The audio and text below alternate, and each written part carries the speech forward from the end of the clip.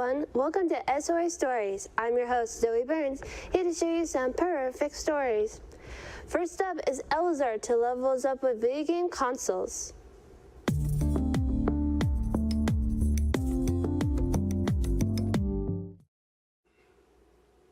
Gaming has such a big role in our lives. Have you ever wondered how video consoles evolved over the last few decades? It might intrigue you to learn how far they've come. The first video game console, called the Magnavox Odyssey, was introduced in the early 1970s. Back then, it was probably hard to imagine that this bulky console would change everything.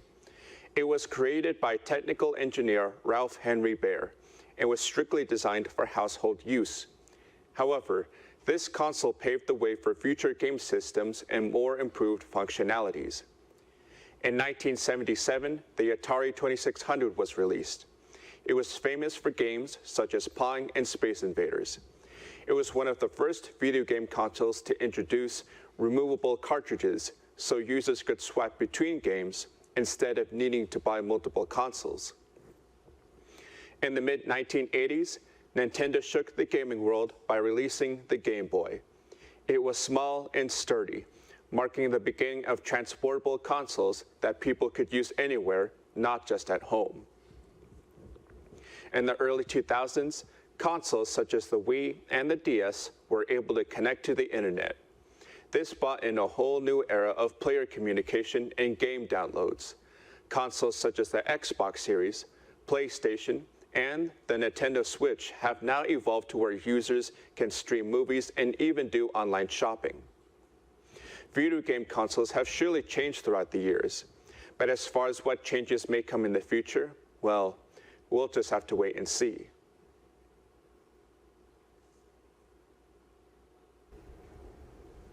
Great job, Elazar. You're a real superstar. I had no idea video game consoles were so hardcore. I'll have to come to you for game ideas sometime. Next up, it's time for some kickflips and axle stall because Chase has some skateboard stories to tell.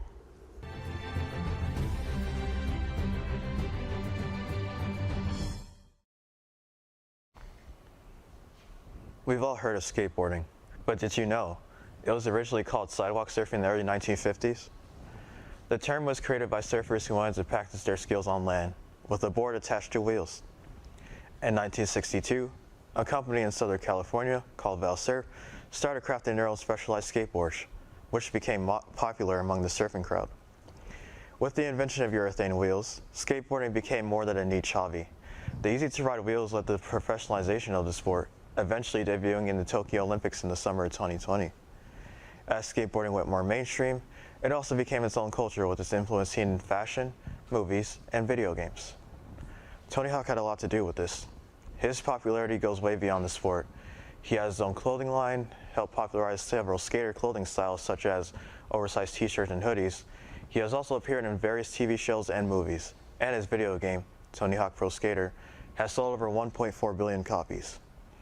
Even those who don't follow Tony Hawk are probably familiar with the Vans shoes with the checkerboard design. Skateboarders liked how the sticky rubber soles provided stabilization while skateboarding.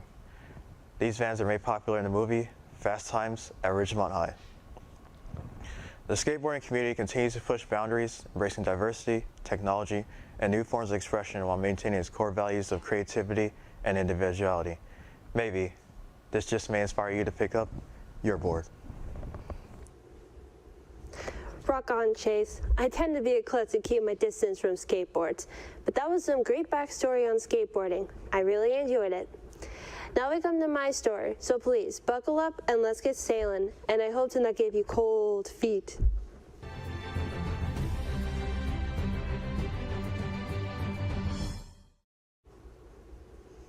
Many people know the story of the Titanic, but not many know the story of the last living survivor. Elizabeth Gladys Dean, also known as Melvina Dean, was the youngest Titanic passenger at 9 weeks old. She was born in London on February 2nd, 1912, and boarded the Titanic with her family, which included her father, mother, and brother. On April 10th, 1912, Melvina and her family were originally going to go on another ship, but due to a coal strike, they were offered to go on the Titanic instead. On the night of April 14th, the Titanic collided with an iceberg. Movina, her mother, and brother were placed on Lifeboat 10, while her father died along with other passengers on board. At 8 years old, Movina found out she had been a passenger on the Titanic. As an adult, Movina never married, but worked for the British government during World War II. She achieved a level of fame, but she hid away from the attention. Then later on, she opened up to the world about her experience on the Titanic and traveled extensively to attend Titanic-related events. Sadly, though, Movina died on May 31st, 2009. I hope you enjoyed learning about the last survivor. Her story is another piece of the Titanic's history, and I definitely enjoyed sharing it with you. We've come to the end of this SOI Stories episode. Follow JDS on Facebook, Instagram, TikTok, and subscribe to our YouTube channel to keep up to date with the JDS family. Until we meet again, SOI out.